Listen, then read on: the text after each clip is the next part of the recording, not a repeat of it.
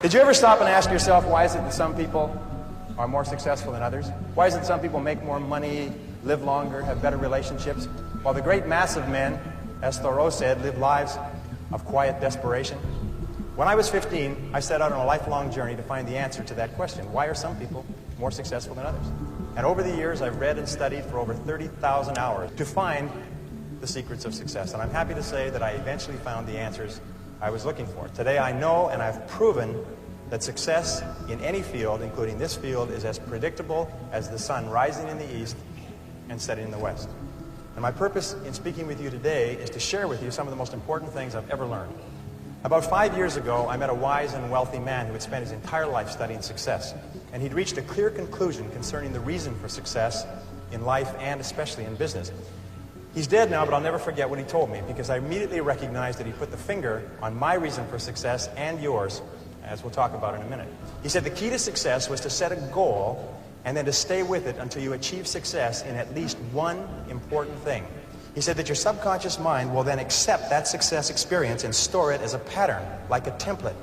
And then from then on, your subconscious will drive you and direct you and guide you to repeat the pattern of success in other things that you attempt. Another way of saying it is that nothing succeeds like success. Here are 7 rules you can apply to any challenge that you face in achieving anything you desire. Rule number 1, the most important key to achieving great success is to decide upon your goal and then launch. Get started, take action, do something, move. A 12-year study at Babson College concluded that the act of taking the first step is what separates the losers from the winners, or the winners from the losers. Take action. Here's the time to act. When the idea is hot and the emotion is strong. That's the time to act. You say, Mr. Rohn, I'd like to have a library like yours. See, if you feel strong about that, what you got to do is get the first book and then get the second book. Before the feeling passes and before the idea gets dim, action pronto, action immediate, action as soon as possible. Because if you don't, here's what happens. We call it the law of diminishing intent.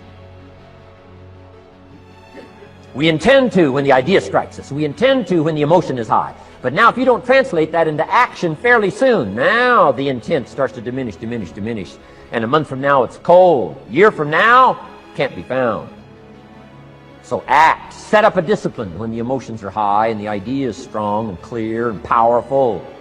That's the time to set up the discipline. Somebody talks about good health and you're stirred. Say, right, I need to get a book on nutrition. Get the book before the idea passes and before the emotion gets cold. Go for the book. Start the library. Start the process.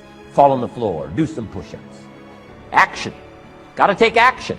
Otherwise, the wisdom is wasted. Otherwise, the emotion soon passes. Unless you put it into a disciplined activity. Capture it. Now is the time to take risk. As you get older, your obligations increase. So and once you have a family, you start taking risk not just for yourself, but for your family as well. It gets much harder to do things that might not work out. So now is the time to do that before you have those obligations. So I would encourage you to take risks now. Do something bold. Let me tell you a secret. Ideas don't come out fully formed. They only become clear as you work on them. You just have to get started. Number 2, once you've launched towards your goal, never consider the possibility of failure. The Germans have a saying, it's immer vorne, nie zurück, and it means always forward, never backward. Always forward, never backward. Never consider the possibility of failure. Every person here is here because they refused to quit when the going got rough. Your ability to persist in the face of setbacks and disappointments is vital to all great achievement, and it's always a decision that you make. It's not the external environment, it's always the internal environment. Many years ago, I was a karate student. I was also a karate instructor. And one of the things that I learned from my best karate instructor is they told me that when you fight, always move forward. Even if you're only moving forward half an inch at a time, just always move forward. He said when you're moving forward, 100% of your attention is forward. But if you're moving backward, even a half an inch at a time, half of your attention is always behind you and where you're going. So always move forward. Always dare to go forward. Whenever you have a choice of either staying still and playing it safe or moving forward, move forward. Not because you'll necessarily succeed every time, because it reinforces and cements the habit of moving forward. But I think General Douglas MacArthur said there's no security in life, only opportunity. Life is very perverse in a way because the more we seek security, the less we have it.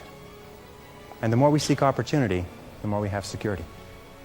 Helen Keller said this beautifully. She said, life is either a daring adventure or nothing at all. That the tendency, she said in the earlier parts of this statement, she said the tendency to seek security is the low road to failure. That courage is absolutely essential. And one of the things that I used to think that if you were really courageous, eventually you got to the point where you weren't afraid. I'm going to tell you something, that if you're not a little bit afraid, at least 3 or 4 nights a week, you're not trying hard enough. If you're not falling on your face over and over again, if you're not trembling when you go to sleep with your heart pounding, then what is happening is you're not trying hard enough. You're living too far within your potential. That all really successful people live on the outside edge of what they're capable of. And it's always a little bit scary on the outside edge because we all have feelings of uncertainty. We all have fears. We all have doubts that hold us back. But the brave person is simply the person who moves forward and keeps taking the chance. And you cannot imagine a successful person without courage. You cannot imagine a successful person without the courage to face and confront their fears and to move forward. Number 3, the only time you will ever have is now. If you live every day, every hour, the best you can, the rest will take care of itself. Your time is limited. When I was 17, I read a quote that went something like, if you live each day as if it was your last, someday you'll most certainly be right. It made an impression on me, and since then, for the past 33 years, I've looked in the mirror every morning and asked myself, if today were the last day of my life, would I want to do what I am about to do today? And whenever the answer has been no for too many days in a row, I know I need to change something. Remembering that I'll be dead soon is the most important tool I've ever encountered to help me make the big choices in life.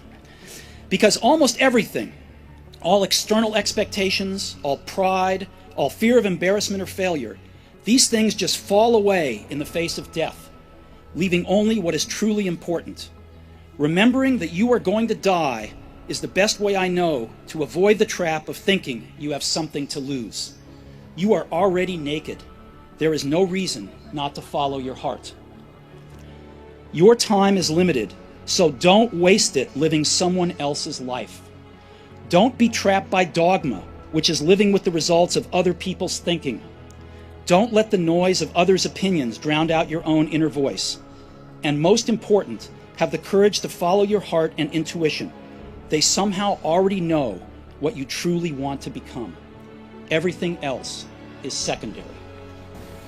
Number 4, watch out for the naysayers. The negative people around you are always telling you that you'll die in the desert. Get around positive people. Get around winners like people in this room. Fly with the eagles and refuse to listen to objections and reasons why you can't succeed. See, ladies and gentlemen, it takes a lot of energy to reach your goal. It takes a lot of emotional, mental, and spiritual energy to reach your goal. And you can run faster with 100 who want to go than with one around your neck. So there are 2 kinds of relationships: nourishing relationships and toxic relationships. Nourishing relationships are the relationships that inspire you. They motivate you. They bring the best out of you. Toxic relationships are relationships with people that always criticize you. All they can do is find fault. All they can do is just exploit your weaknesses. All they can do is remind you of the mistakes that you've made in the past. One apple can spoil a whole barrel. One negative energy drainer can spoil your whole life. Make a list of who you communicate with most and ask yourself the question, what kind of person am I becoming because of this relationship? Is it helping me to grow mentally and emotionally and spiritually? Am I becoming a better person because of this relationship? Do they bring out the best in me? Do they inspire me? Do they encourage me to develop my greatness? Do they make me stretch? So you got to look at the people in your life and find out, what kind of person are you becoming because of that relationship? My mother used to say, birds of a feather flock together. You run around with losers, you will end up a loser. You know, as much as 95% of your thinking is determined by the people that you associate with.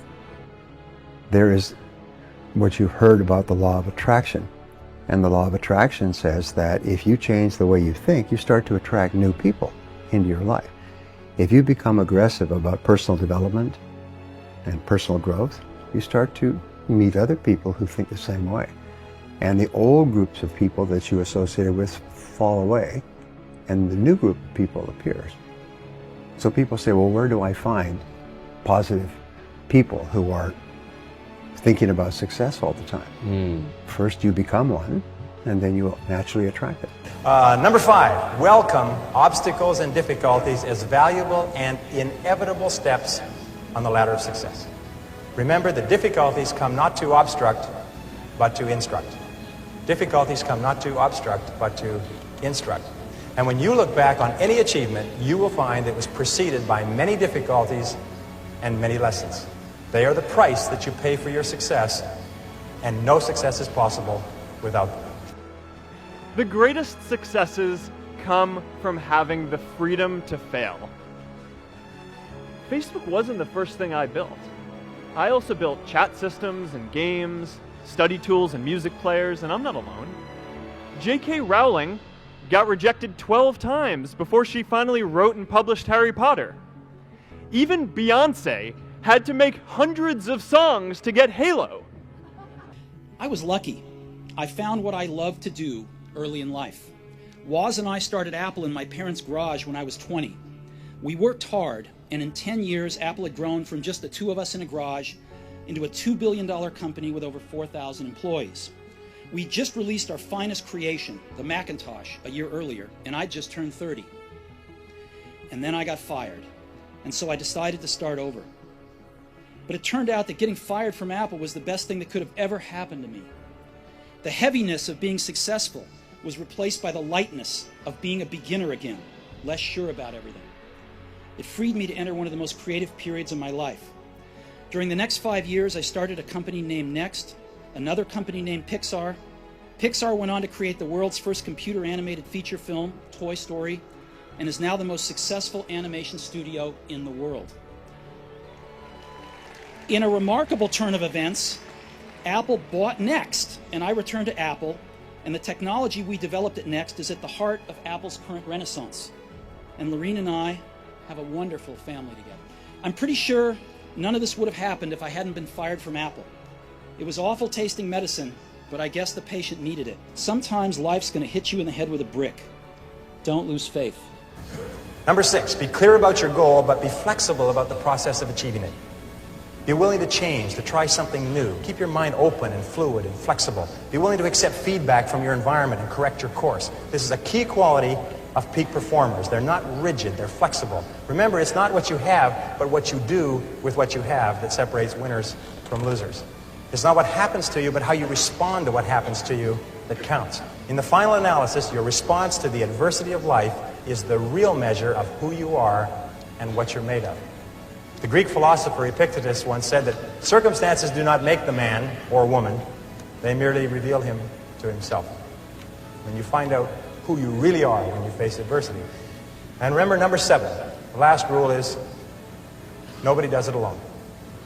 When life is over, it will be the people that we lived and laughed and loved with that we remember more than anything else. So don't be afraid to ask for help from others. It's a mark of strength and courage and character.